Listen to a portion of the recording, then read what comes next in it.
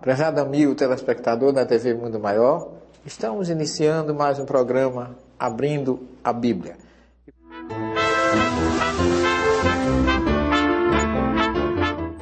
E como sempre, vamos começar lendo um e-mail que nós recebemos da nossa querida irmã Maria Flávia Gibran Machado.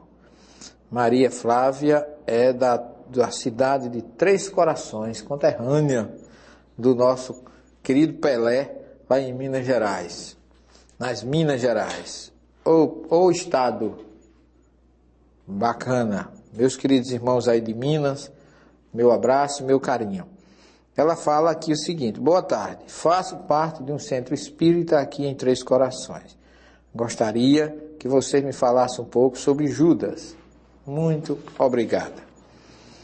Minha querida Maria Flávia, Judas, eu sempre, todo mundo quando fala de Judas, se refere ou se lembra logo de traição, de coisa nefasta, de coisa mal feita, mas o Judas, na verdade, é um grande injustiçado. A palavra Judas, Yuda, vem do hebraico Todá, que é obrigado. Então, a palavra Judas significa, é um sinônimo de agradecimento.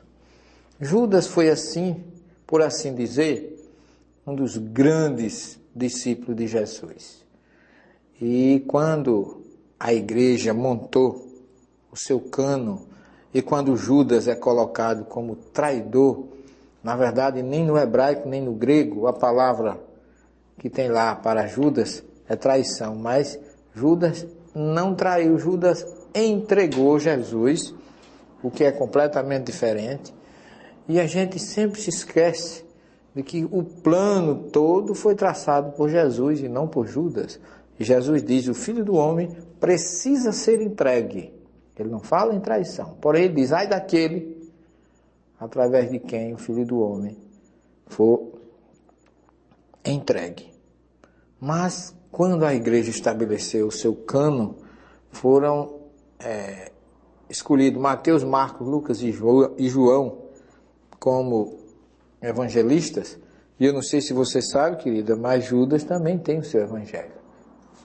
Só que quando a igreja escolheu esses evangelhos, os outros ela se encarregou de queimar, de destruir, que são chamados evangelhos apócrifos, que vem do grego apos, oculto, aqueles que estão fora daquilo que é chamado canônico ou correto, ou santo, ou aceito, que foi alguém que escolheu isso.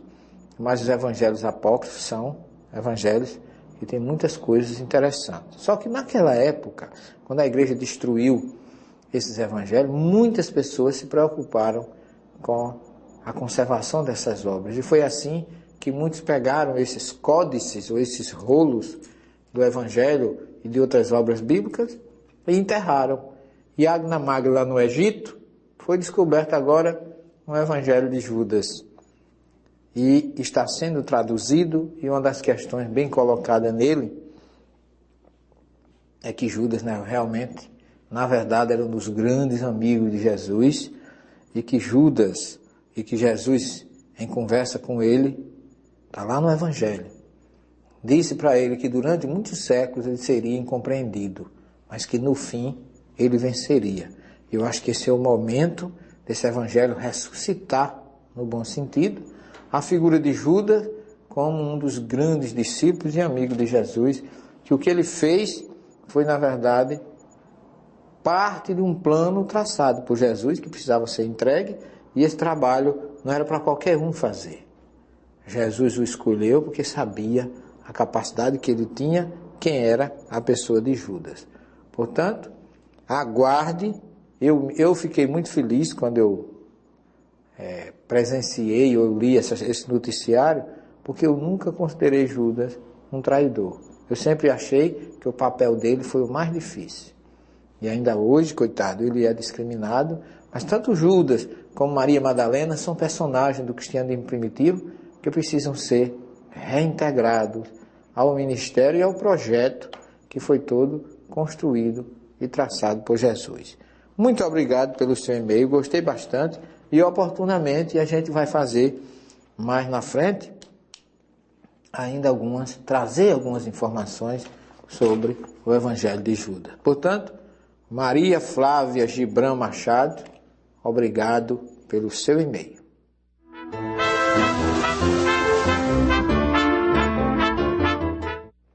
E agora, como prometemos no programa anterior, vamos iniciar o estudo do Pai Nosso, avaliando o que Jesus nos ensinou no texto original hebraico. Portanto, vimos que Jesus, quando ele nos ensinou a orar, ele ensinou a orar assim: Pai nosso dos céus, santo é ou será teu nome.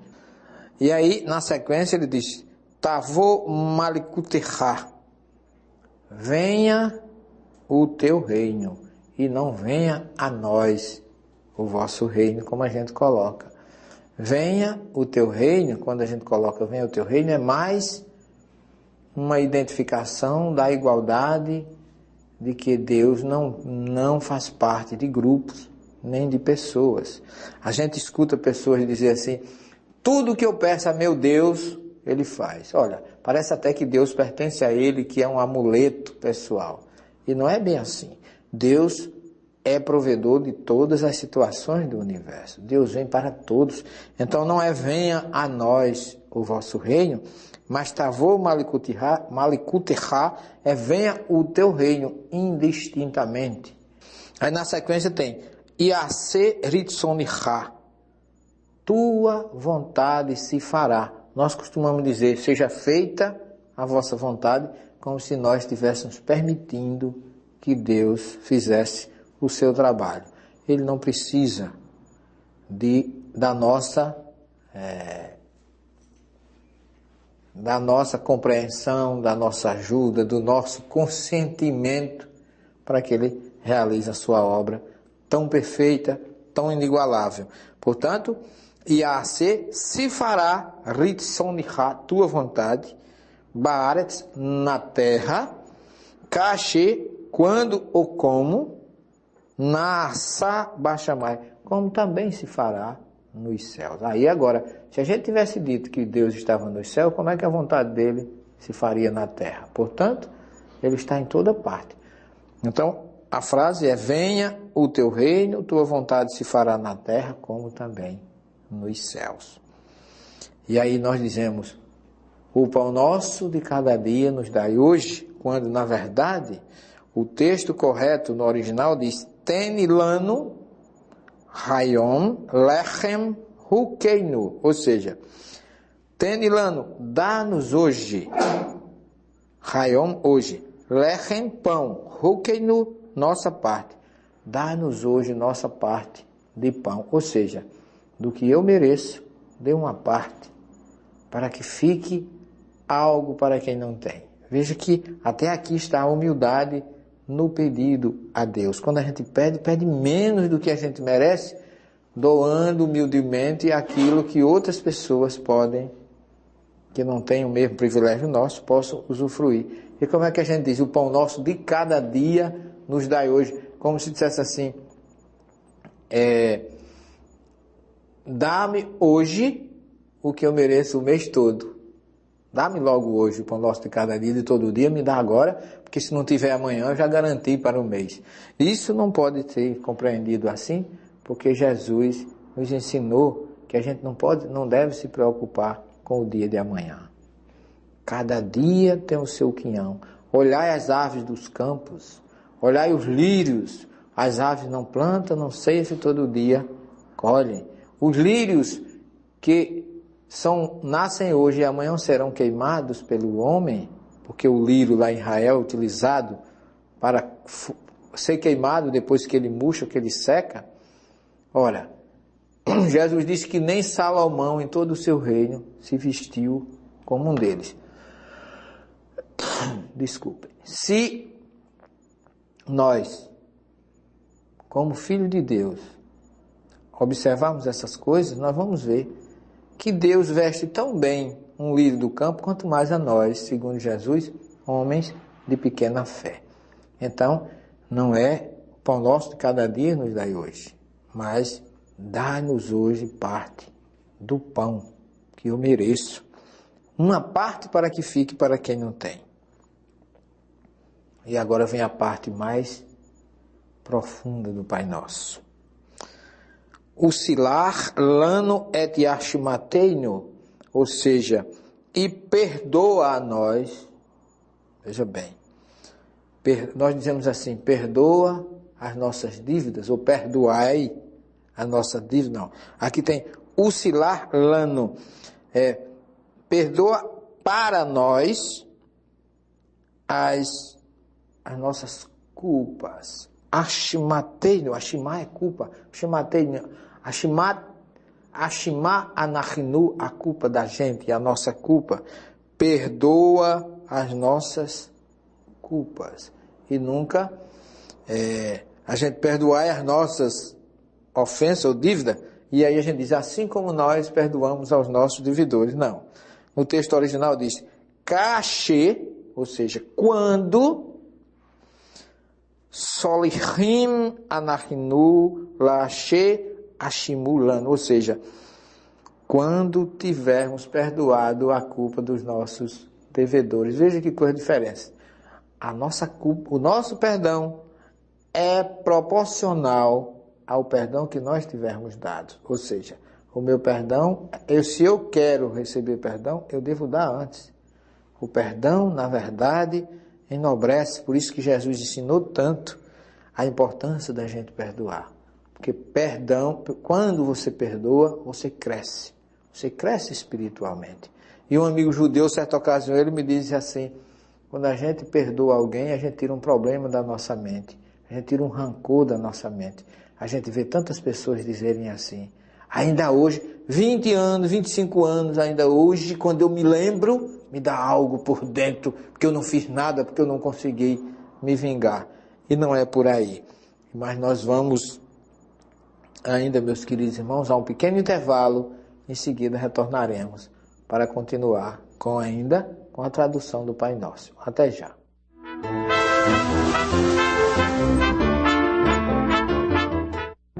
Os funcionários precisam trabalhar em móveis e equipamentos modernos. Vai ver que é por isso que está caindo a produtividade na empresa.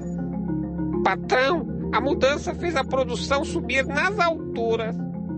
E a produtividade está em alta e ainda doamos os móveis e equipamentos antigos para o Mercatudo das Casas André Luiz. Mercatudo das Casas André Luiz, transformando o que você doa em auxílio para mais de 1.430 crianças especiais. Alguns girassóis já nascem iluminados, outros precisam da sua luz. Ajude as Casas André Luiz a manter esse jardim cheio de vida.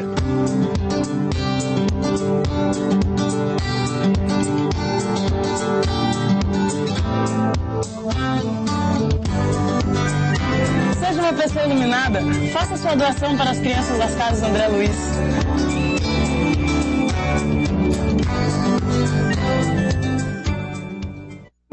Em abril de 1864, Allan Kardec lança O Evangelho segundo o Espiritismo.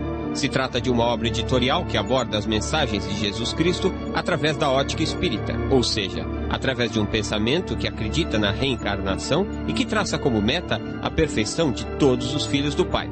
Adquira este livro através da Mundo Maior Editora e se torne um patrocinador para a divulgação do Espiritismo.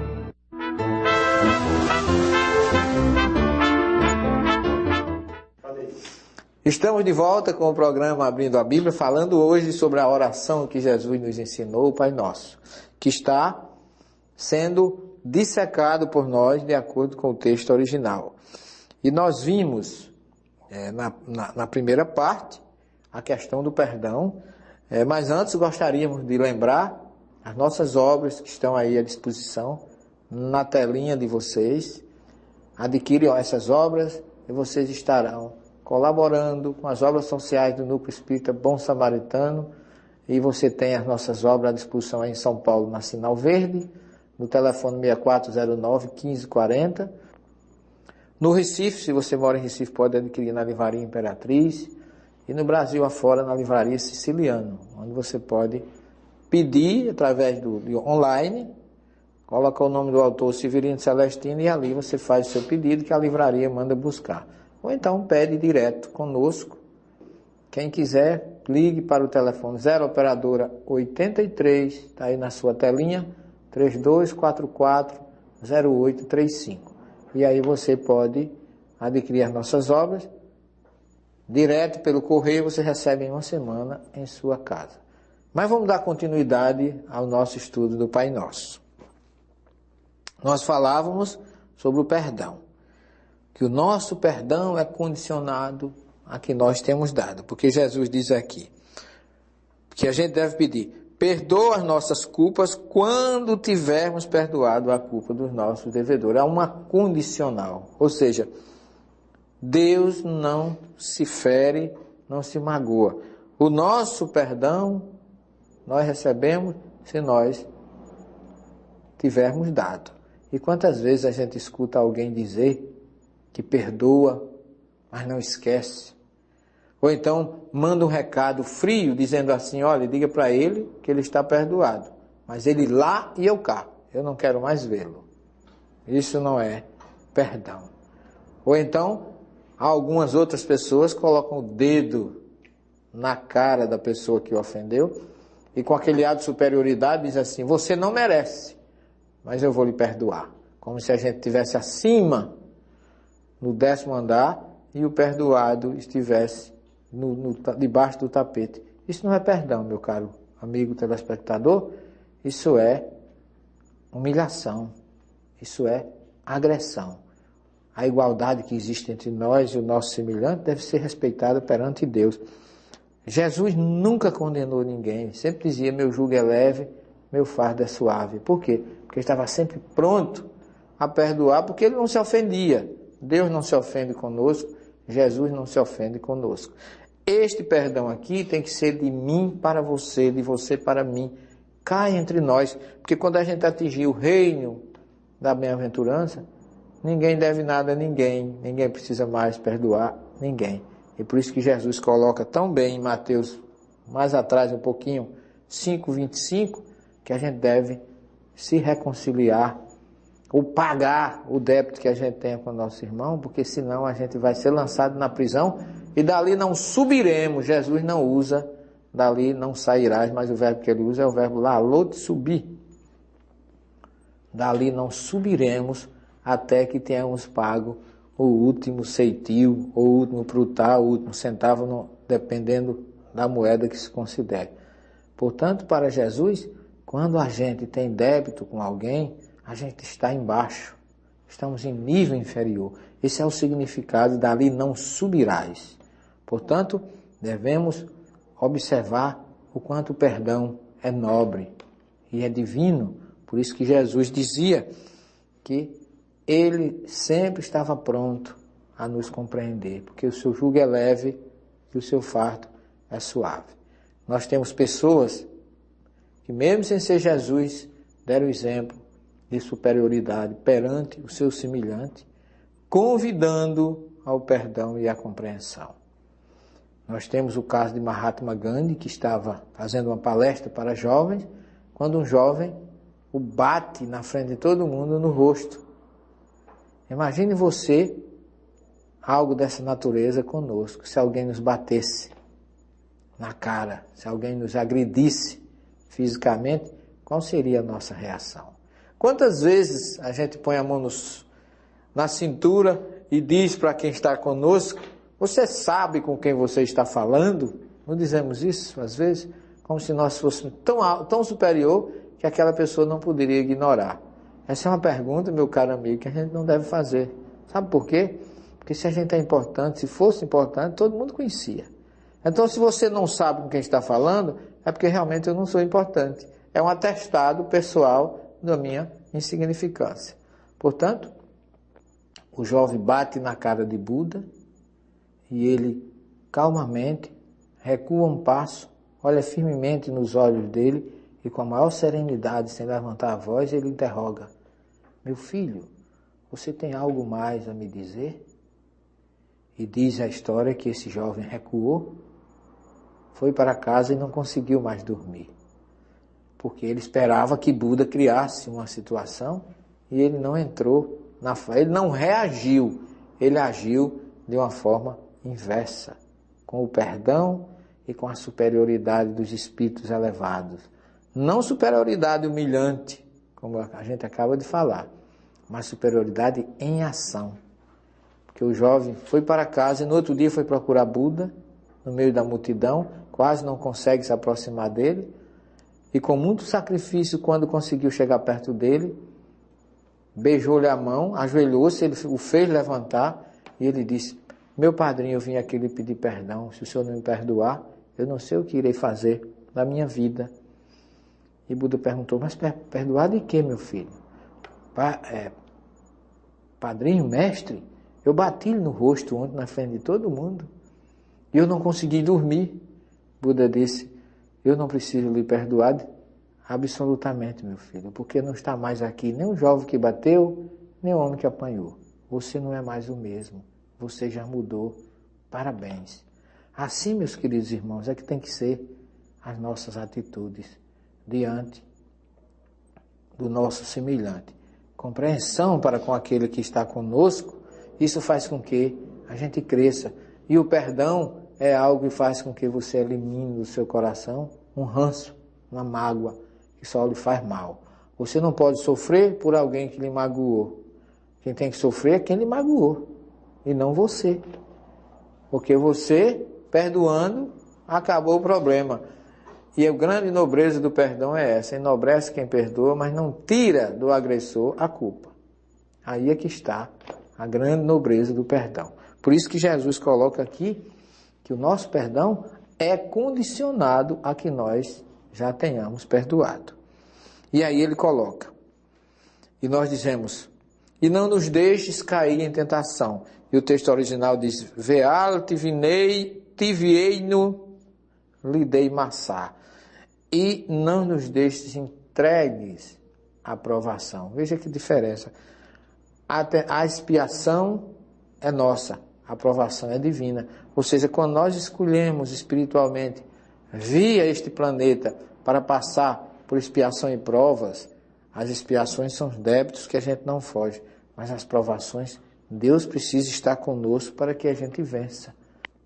E não nos deixe entregues à provação, que im hatsileno min hara, porque assim nos resgatas do mal. Amém. Amém em hebraico, com N no final, significa que seja desta forma, que aconteça assim. Portanto, eu queria mostrar aqui o Pai Nosso no original. Avinu, Pai Nosso. Avinu Sheba Shammai de Kadash Shemiha. Pai Nosso dos céus, santo é teu nome. Tavô Malikuterha, Yaser Hitzoniha Baaretz Kashe Na Asa Bechamai. Venha o teu reino, tua vontade se fará na terra, como também nos céus. Aí agora. Tenilano Hayom Lechen Hukeino, dá-nos hoje parte do pão. O Silarlano perdoa, et yashimatei nas nossas culpas, kashe silihim anachnu lashe ashimu lano, ou seja, quando tivermos perdoado a culpa dos nossos devedores. Veal tivineino lidei massai, não nos deixe entregue à provação, porque é assim que im hatsilano min hara, porque assim nos resgatas do mal. Amém. Portanto, a oração completa no original que Jesus nos ensinou é: Pai nosso dos céus, santo é o teu nome. Venha o teu reino, tua vontade se fará na terra, como também nos céus. Dá-nos hoje parte do pão. Perdoa as nossas culpas, quando tivermos perdoado a culpa dos nossos devedores. Não nos deixes entregues à provação, porque assim nos resgatas do mal. Amém.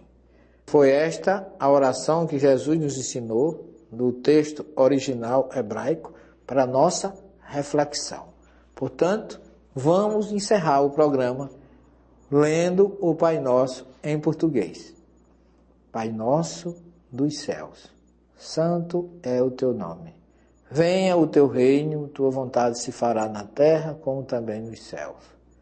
Dá-nos hoje nossa parte de pão. Perdoa as nossas culpas, quando tivermos perdoado a culpa dos nossos devedores. Não nos deixes entregues à provação, porque assim nos resgatas do mal. Amém. Que Jesus fique no coração de vocês e até o próximo programa. Muita paz.